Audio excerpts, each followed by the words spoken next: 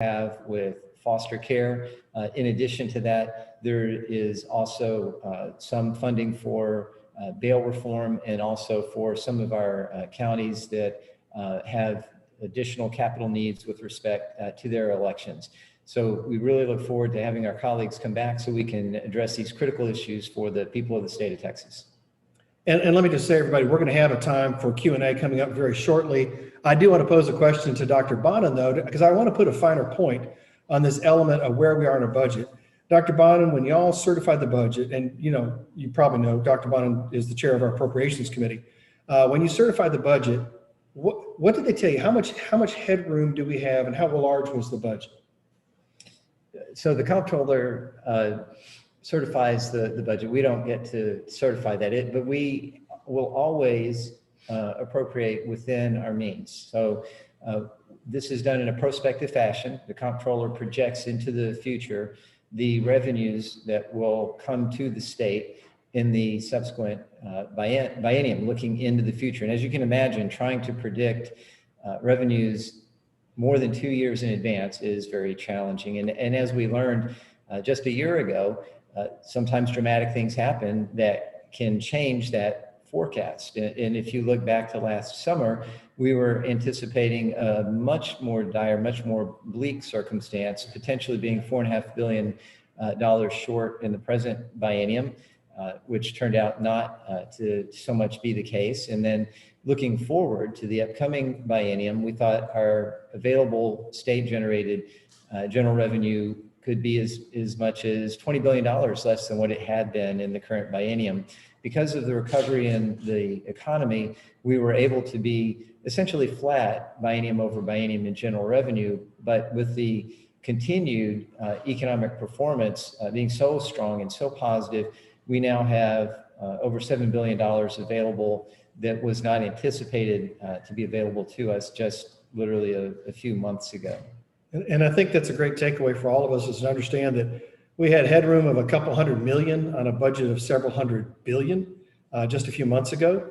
Things have changed. And it's a wonderful story for Texas that our economy is recovering well and across the state, that has given us an opportunity that really, but for the economic recovery combined with the special session, we wouldn't have that opportunity to help these kids, to help the teachers. And so that economic recovery and its impact on our budget is a big reason why we're able to do these things. And for those who say, why didn't you do these things last session? The answer was the comptroller would have never certified a budget that provided those expenditures. So I won't beat that horse, but I think it's an important point that frankly has not been reported. It may have been understood, but it's not been reported. And Chairman Murphy, I would just add, we knew that there would be some federal dollars coming to us through the American Rescue Plan Act, and that still is the case.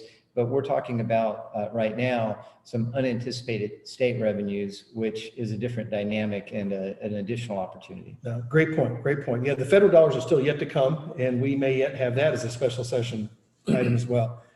Let me turn to Chair White. You've been very involved in some of these issues, particularly, James, on the election reform. Yes. And if you could kind of share with us your perspective on things, if you would. I'm going to turn this mic to you a little bit. Okay. So. Well, thank you so much, Chairman Murphy, and want to thank our guest as well. We are here in Austin dealing with the issues that are consequence to our people, and one of them is election reform. And I know a lot of folks are saying, well, why are the Republicans doing this right now?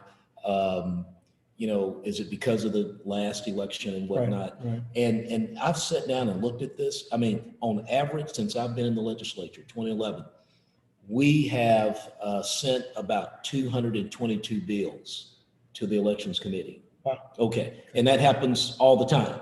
And we pass a lot of those bills out, and some of them dealing with the issues in HB 3. So there's nothing peculiar about the legislature having election bills on the House floor. But just to the point, I sit on the House Select Committee on constitutional rights and remedies, and this bill, and that's where this bill is at. And I had the opportunity from the dais to ask Representative Murr about provisions in this bill. And what's surprising is I asked, well, what about this provision? About, for example, getting 6 days after election day to cure your mail ballot. He tells me these are compromises or ideas from my fellow Democratic colleagues. Right. In the bill. Also, I know there's a lot of discussion about having I think they call it a election holiday, okay? But in this bill, it requires an employer to allow an employee to vote or face a Class C misdemeanor. Wow. So the idea is that any day during the early vote plus the actual election day is a holiday, or if it's not recognized, then your employer could face some type of criminal action. Voting assistance. There've been a lot of discussions about voting assistance that the voter brings with them. An elderly voter may bring a nephew or someone like that. Nothing has really changed on that, except they do have to sign an oath, saying that, are they being paid or compensated by a third party and whatnot. But nowhere in the bill does it provide for a poll watcher to stand over the voter's shoulder and the voter assistant's shoulder. That's just, these things are just not in the bill. So I am very, very proud of what Chairman Murr, working with all members of the legislature, have done. And if I could just wrap this up, because this whole scenario I've thought about, all during 2020, about a year ago, myself, other Republican legislators, some of my Democratic colleagues urged the governor, bring us back in the middle of the COVID pandemic, bring us back so we can govern, so we can, decide on some of these issues. And then we had this big discussion on the House floor about these federal monies that the appropriations chair is talking about, Dr. Bonin, that we wanted to be involved, okay? So the point is, and then when we started the session, we knew that we would have to come back. Right. So for almost a year now, a year and a half, we have been clamoring to come back to Austin and exert our legislative will, rightfully so. We asked to do that, and I think this provision is in our budget, Mr. Chairman, about the governor calling us back to spend these federal funds. So we're here. Let's show up and do what we asked and demanded and what's expected of us. Thank you, James. This election bill, y'all spent 24 hours hearing testimony bill. I would just say for all of you, it's online. It's readable. It's not super complicated. And it's really a great bill that incorporates, as Chairman White said, a number of suggestions, excuse me, from our colleagues that make a lot of sense, frankly. That's why they were agreed to. And I think it's a far improved version of that legislation than what we saw in the regular session. So that being said, I don't want to wear that one bill out, but it's awfully important. I think it's a good product.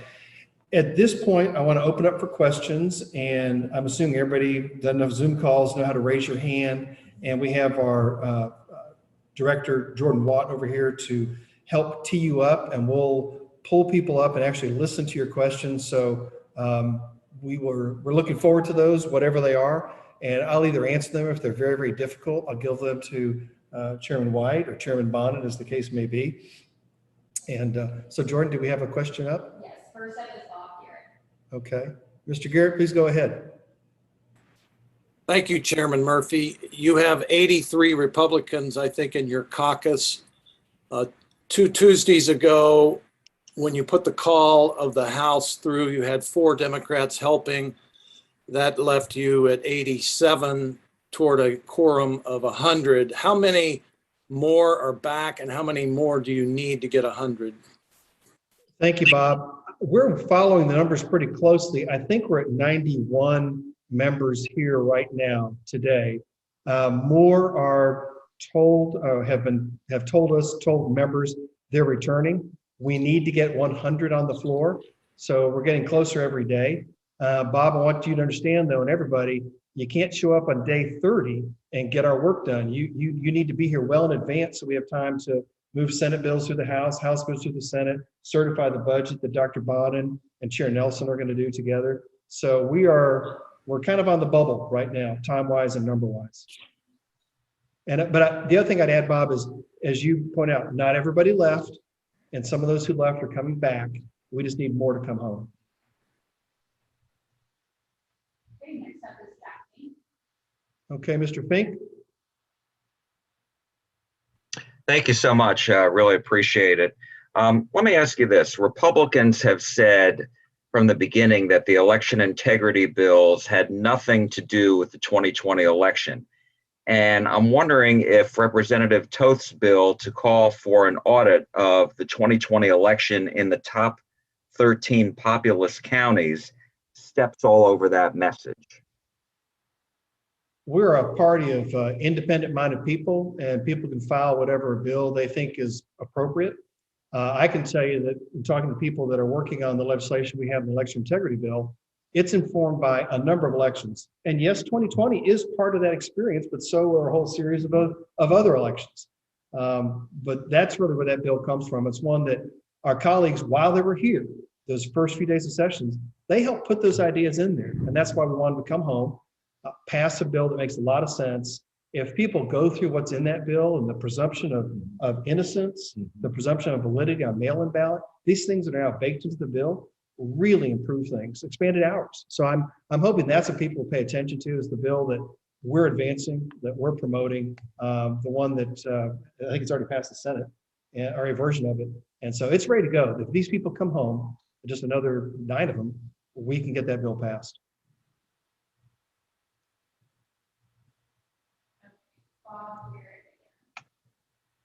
Mr. Garrett, you're up again. Your little light's on for you.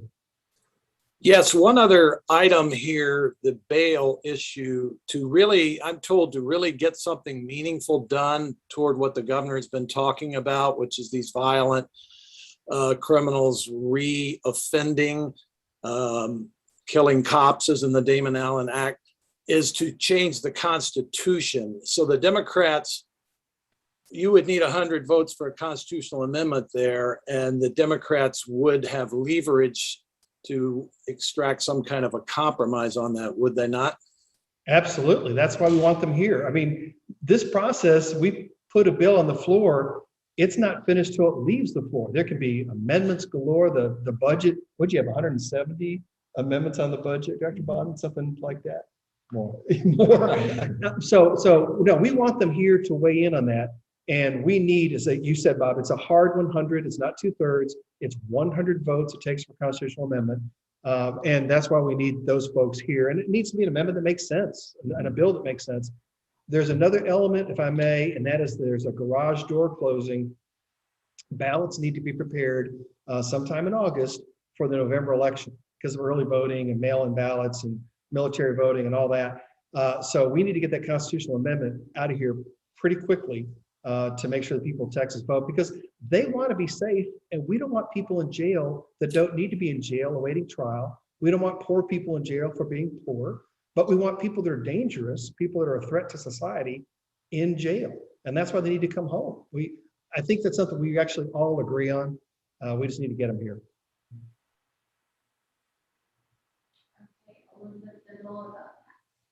Okay. Ms. Spindle, I'm sorry, I have trouble reading your name, but welcome.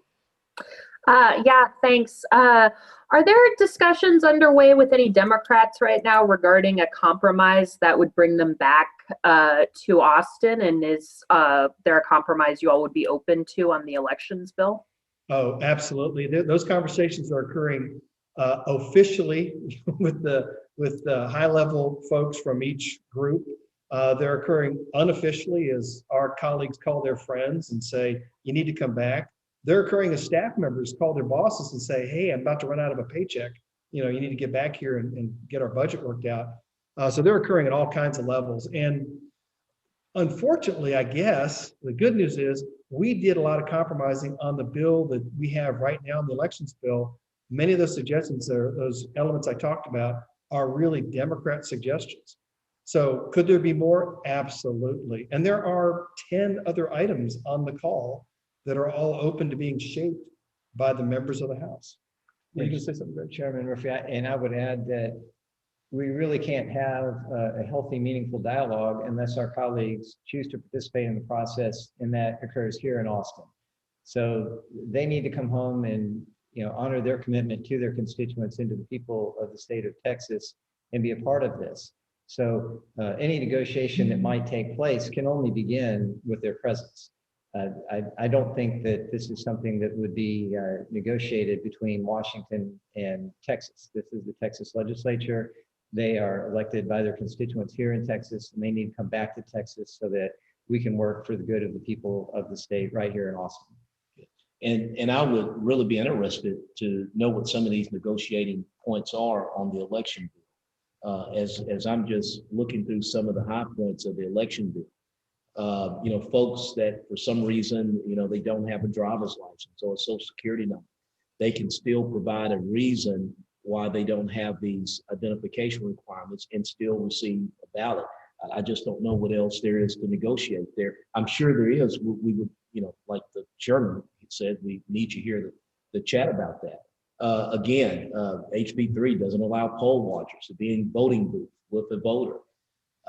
Again, it allows the presiding judge at a poll to call law enforcement to remove a poll watcher who commits a breach of the peace and violates any law. So these are things that are in the bill. And so I would definitely be interested in knowing what's there to negotiate.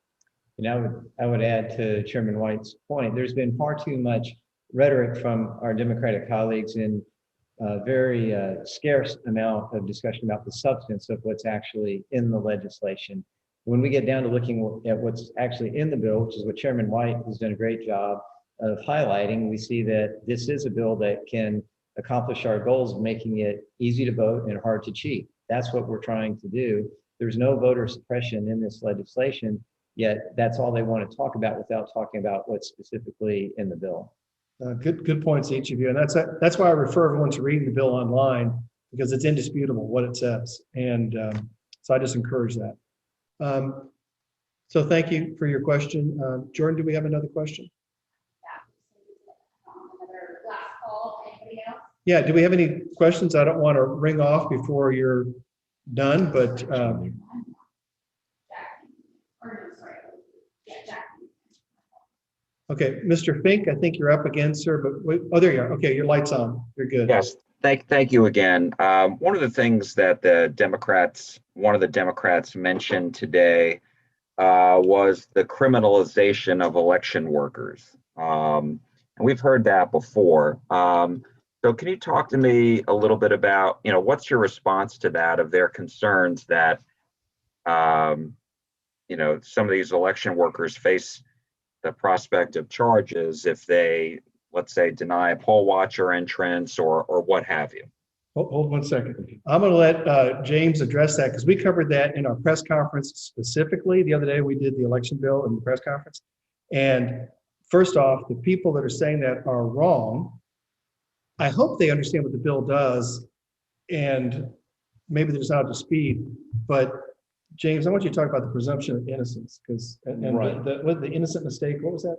Yeah, if there's just an innocent mistake, maybe you leave a number off you're writing down your driver's license number and you leave off maybe one of the digits, that wouldn't be a reason. Oh, that was the Okay. intent. Yeah, right. But look, election worker, that is a broad category, right? So if you read the bill, it talks about intentionally and knowingly doing things. Okay. Look, I had a meeting this morning with voters, with two Texas citizens, and the idea is that when a county clerk or a election judge just disregards the law, you can have the Secretary of State during the election day call and say this is supposed to happen. You could probably even have the Attorney General's office call and say, hey, this is the law, but they just don't do it. So I think you have to look at election worker is very broad. If you're a county clerk, you're an election official. That's a whole lot different than being one of the election assistant clerks. You're packing around the ballots, but people that are making decisions. And so there is a higher level of responsibility and accountability if you are an election official, a county clerk or election judge. So when you look through these things, for example, you know, a right now in code, not talking about HB3, a poll watcher should be able to be conveniently near to see or hear, you know, things that are going on, not over the shoulder of voters at the ballot box. So if you have a county clerk or election official separate that poll worker.